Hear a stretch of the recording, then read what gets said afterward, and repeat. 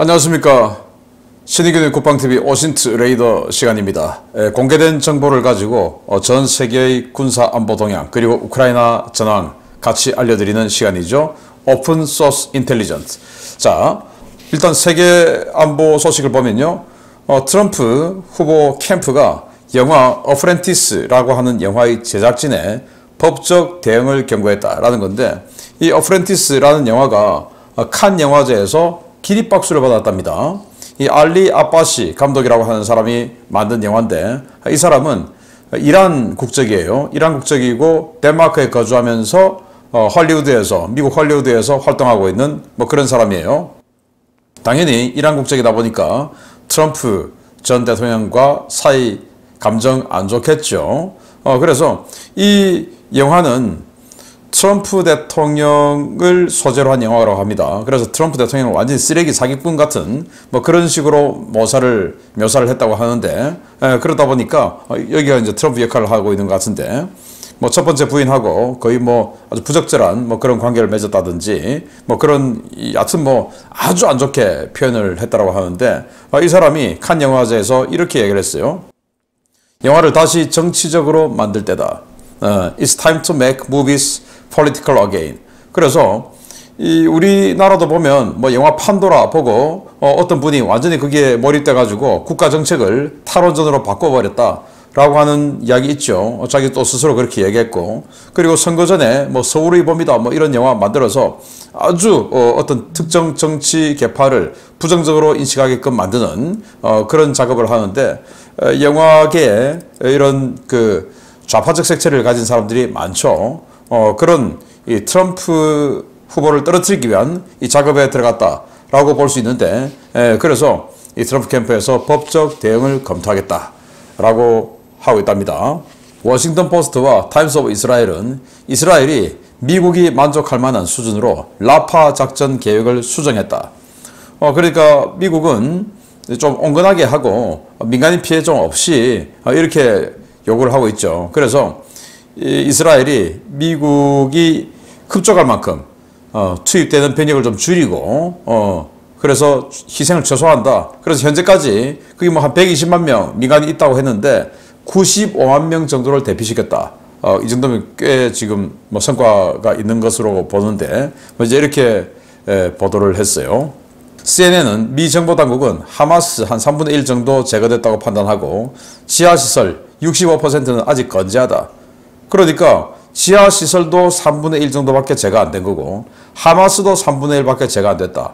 이 말은 뭐냐? 제가 봤을 때 이 정도 같으면 이건 작전 실패라고 봅니다. 왜냐? 하마스는 한 20%만 남고 80%가 제거돼도 다시 6개월만 시간이 가면 바퀴벌레처럼 그냥 쫙 퍼지는 그런 세력이라고 보는데, 3분의 1밖에 제거가 안 됐다. 이러면 큰 데미지가 없다. 이렇게 봐야 되겠죠. 그래서 CNN도 사실은 큰 데미지 없다. 이런 식으로 보도를 했습니다.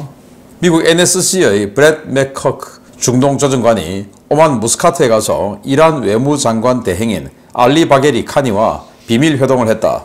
중동 정세를 논의했다라고 하는데, 이 사람이에요. 중동 조정관이고 NSC에, 여기가 이제 이란의 외무장관 대행입니다.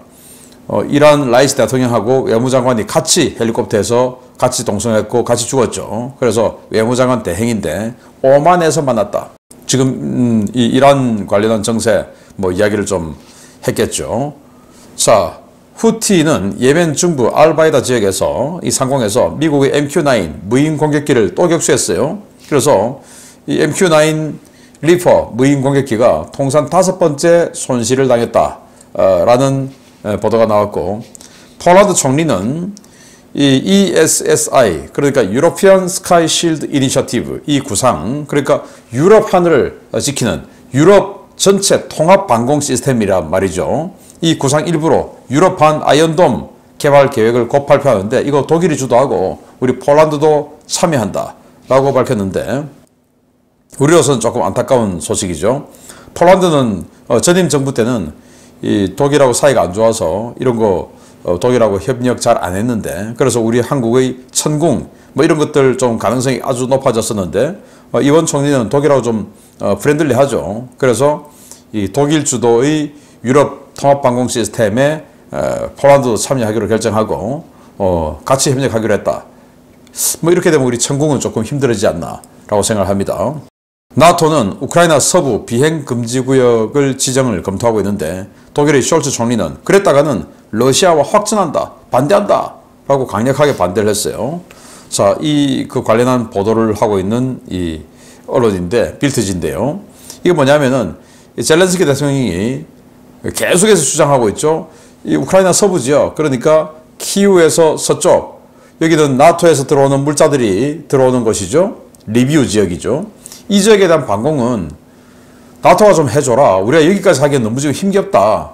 라고 하니 이 나토에서 이 해당 지역을 비행 금지 구역으로 설정할 것을 검토하고 있는 거예요. 그래서 이 숄츠 총리가 안 된다. 그러면 러시아하고 우리 나토가 직접적으로 전쟁할 수 있다. 확전이다. 라고 지금 강력하게 반대를 하고 나섰다라는 겁니다. 그리고 러시아는 발트해의 핀란드 그리고 리투아니아에게 영해선 변경을 일방적으로 통보를 했는데 이게 황당한 이야기입니다. 자, 이 내용인데요. 여기 보면 지도가 있죠. 이 지도 동그라미 쳐놨습니다. 빨간색으로. 이 지역들인데 여기는 바로 핀란드만이라는 바다죠. 이 끝단에 상트페테르부르크가 있는데 이 핀란드만을 마주보고 있는 나라가 핀란드 그리고 에스토니아입니다. 그런데 이 안에 아주 조그만 섬들로 된 무인도 같은 게 있는 거예요. 그래서 이거 우리 러시아 거야. 그러니까 이 바다 다 우리 거야. 이런 식으로 이제 우기기 시작했다는 거예요. 그런데 1985년도에 소련 시절에 소련이 이 관련해서 이거는 우리 영해는 아니다. 국제법적으로 영해가 있지 않습니까? 12L이. 그러니까 뭐 그런 식으로 정리를 다 해놨는데 여기도 마찬가지예요. 그런 식으로 정리를 다 해놨는데 느닷없이 자 리투아니아 바다 앞에 조그만 무인도 있는데 이거 우리 러시아 거니까 리투아니아 니들은 바다 없어. 다 우리 거야. 핀란드, 에스토니아 니들 바다 없어. 다 우리 거야. 이거 우리 내해야 내해. 자기들은 이 안쪽에 조금 있으면서 실제 이 바다를 마주보고 있는 건 핀란드와 에스토니아인데 이거 완전 중국하고 똑같은 짓 하고 있는 거죠. 그래서 이것도 이런 식으로 리투아니아, 발트 삼국 중에 하나인 리투아니아 그리고 최근에 나토를 가입한 핀란드 그리고 또 발트 삼국 중에서 에스토니아 뭐 이런 이 약한 고리를 계속 지금 흔드는 거죠. 그래서 나토와의 군사적 긴장을 높이면서 이제 분쟁 지역화 해 나가는 겁니다. 그러면서 니들이 분쟁 지역화 하기 싫으면 우리한테 양보해. 그러면 안 그러면 이거 니들 이거 활용 못해 쪽으로 지금 나가는 건데 이거 완전히 남중국해 전체를 우리 바다야 라고 하는 중국하고 똑같은 짓을 하고 있는 거죠. 이란 4대 대도시입니다. 테헤란 바로 옆에 있는 도시 카라지에서 반 하메네이 시위가 열리고 있는데 하메네이 선전물에 방어하고 경찰과 충돌하고 뭐 이러고 있다는 건데 자 동영상 같이 보시면서요. 네, 불이 뭐 그냥 활활 타고 있는 하메네이 얼굴이 있는 최고 지도자죠. 그 선전물인데요. 뭐 이런 식으로 됐다 그러면은 사실은 그동안의 이란 어떤 분위기로는 상상도 할 수 없는 이런 일들이 지금 이란에서 벌어지고 있다라는 건데 정말 이란에서 큰 충돌이 일어나지 않을까라고 생각을 합니다. 뉴 칼레도니아 그러니까 피지 그리고 남태평양이죠. 피지와 호주의 중간 지역쯤에 있는 그런 섬이에요. 그리고 뉴질랜드의 북쪽이에요. 여기 있는 섬이 뉴 칼레도니아인데 여기가 프랑스령이고 프랑스 식민지죠. 자치령입니다. 그런데 여기 이제 카낙 쪽이라고 한 40% 정도 인구의 40% 정도 차지하고 있는 이 다수 부족이 있는데 이 독립 시위를 하는 거죠. 그 뒤에는 중국이 있고 중국이 지금 부추기고 있는 거고 무장 독립 운동으로 비화해서 어디서 가지고 나오는지 소총 들고 나오고 해서 완전히 지금 이 난장판이 벌어졌고 그래서 제가 그저께 이 프랑스군이 600명 정도 들어갔는데 프랑스 외인부대 그리고 해병대 들어갔는데 모자라서 계속 더 증원군 들어오고 있다라고 말씀드렸죠. 그래서 호주와 뉴질랜드 인들도 많이 들어가 있을 텐데 자국민을 수송기 보내서 급파해서 자국민들을 지금 빼내고 있다라고 하는데 지금 이런 건데 동영상 한번 보시면요.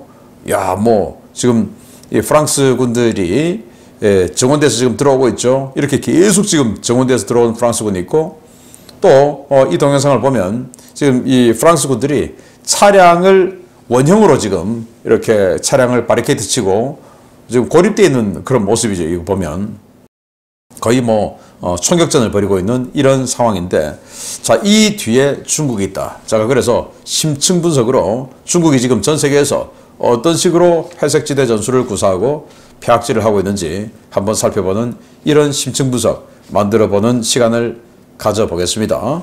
자, 우크라이나 소식을 보면요, 병력은 1300명 사상자를 만들어냈다라고 발표를 했고, 전차는 6대 격파, 장갑차 22대 격파, 차량 59대 격파, 특수장비 5대 격파, 야포 41문 격파, 무인항공기 56대 격추, 미사일 한 발 요격 등의 전과가 있다라고 밝혔고, 우크라이나군은 112회의 교전을 했고 상황은 통제되고 있다라고 어제에 이어서 오늘도 상황을 통제하고 있다 이렇게 밝혔습니다. 젤렌스키 대통령은 계엄령 상황 하에서 임기 연장은 합법이다. 그래서 난 합법적인 대통령이다. 이렇게 이야기를 했어요. 자꾸 지금 러시아가 회색지대 전술을 구사하고 있죠. 젤렌스키는 불법 대통령이다. 이런 식으로 계속 이 리더십을 흔들고 있죠. 그래서 아니 계엄령 상황이기 때문에 전시체제이기 때문에 우리 이 법체계 속에서 당연히 선거를 할 수 없고 그래서 임기가 연장됐는데 이게 왜 불법이냐. 이렇게 항변할 정도로 지금 많이 흔들고 있다라는 걸 느낄 수가 있습니다.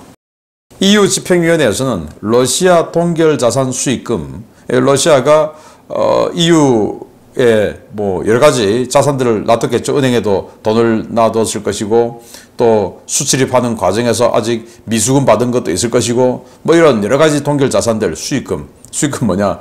이자죠. 이게 1년에 한 3, 4조 원 정도 나온다고 하는데 이걸 이제 7월부터 우크라이나에 지급하기 시작하겠다라고 발표를 했습니다. 우크라이나군은 러시아가 야간에 드론 공습을 했는데 주로 이제 키우에서 서쪽 지금 나토가 좀 방공작전 좀 해달라라고 하는 바로 그 서쪽 지역이죠. 거기에 샤히드 드론 29대가 날아왔는데 그 중에 28대를 격추했다. 자, 이번에는 제법 격추 성공률이 높네요. 미 하원 의원 12명, 여기는 공화당도 있고 민주당도 있는 초당파예요. 12명이 미국의 무기, 그러니까 에이테킴스 같은 이런 거죠. 장거리 무기들, 러시아 본토 타격 승인해야 된다. 라고 요구서를 발표를 했어요. 여기 있는 마이크 터너, 이 사람은 공화당인데 민주당도 있습니다. 이 12명 중에서. 그래서 우리 미국제 무기 가지고 러시아 본토 타격하는 거, 아니 러시아도 우크라이나 때리는데 우크라이나도 러시아를 때릴 권리 있지 않느냐. 이렇게 지금 요구를 하고 나섰습니다.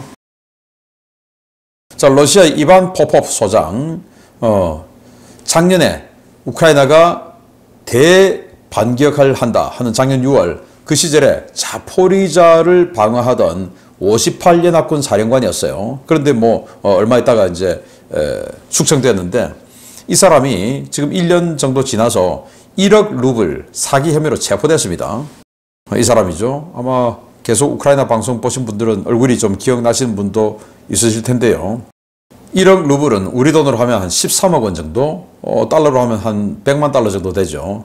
이 돈을 횡령했다라는 건데 자포리자 방어선을 구축하라고 참호 뭐 이렇게 만들라고 한 거 그 자재비를 떼먹었다라는 건데 당시로서는 굉장히 신망받던 장군이었는데 아마 지금 쇼이구하고 관계된 사람들을 제거하는 과정에서 숙청되는 것 같습니다.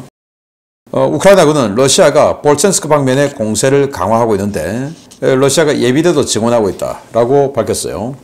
볼첸스크 바로 여기죠. 하르키우 축선인데 이 립시 바로 아래가 하르키우고 하르키우 북동쪽에 있는 곳이 바로 이 볼첸스크인데 여기 쪽에 러시아가 예비대를 증원하고 있다라고 밝혔습니다. 그런데 지도상은 보면은 뭐 어제하고 똑같습니다.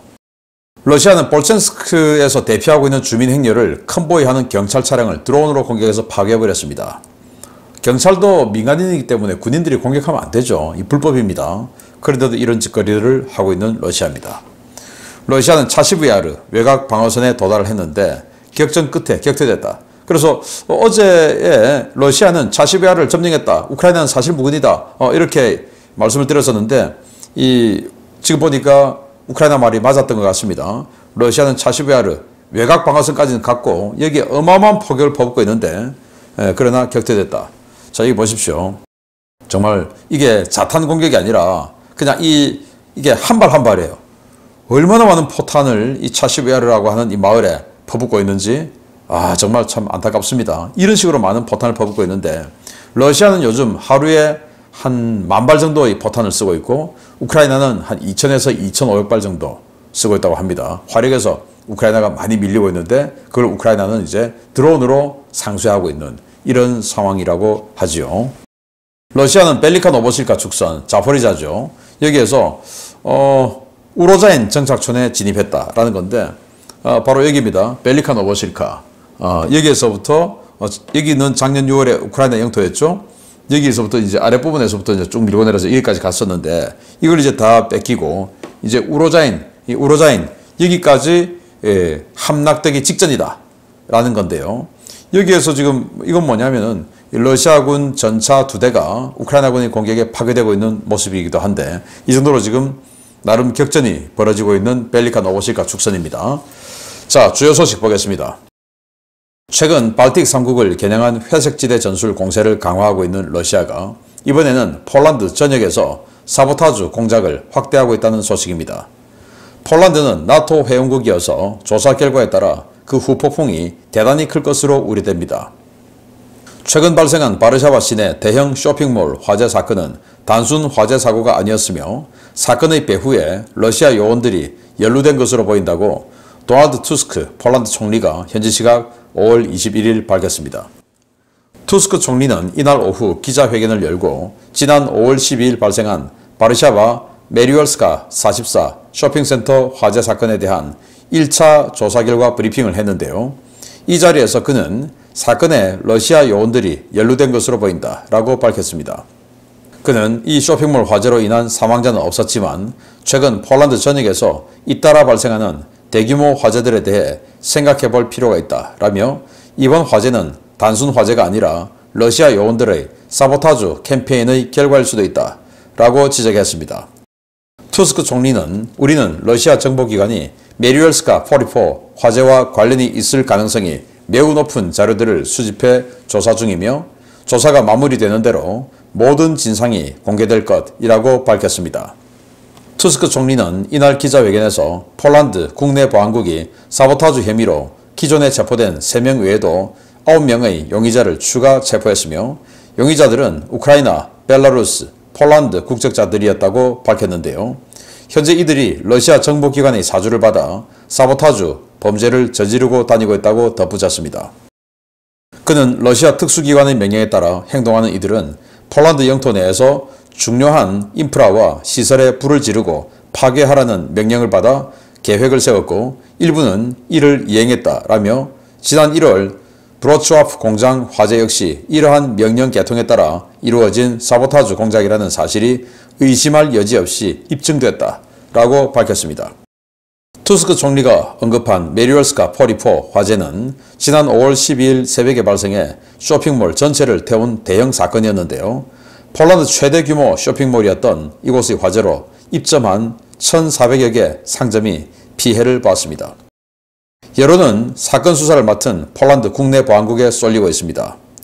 투스크 총리의 지적대로 최근 폴란드 전역에서 발생하고 있는 화재들이 러시아의 소행으로 확인될 경우 이는 나토 회원국인 폴란드에 대한 러시아의 직접적인 공격으로 간주되기 때문인데요. 점점 험악해지는 유럽 정세, 푸틴의 위험한 도박이 어디까지 계속될지 우려가 커지고 있습니다. 네, 자 이렇게 거대한 쇼핑몰이 완전히 그냥 전소돼 버렸습니다. 자 그래서 뭐 처음에 자연 발화냐 했는데 나중에 조사를 해보니까 인화성 물질이 발견되었고 그리고 불을 지른 사람이 식별이 된 거죠. 그리고 이제 그들을 체포를 했습니다.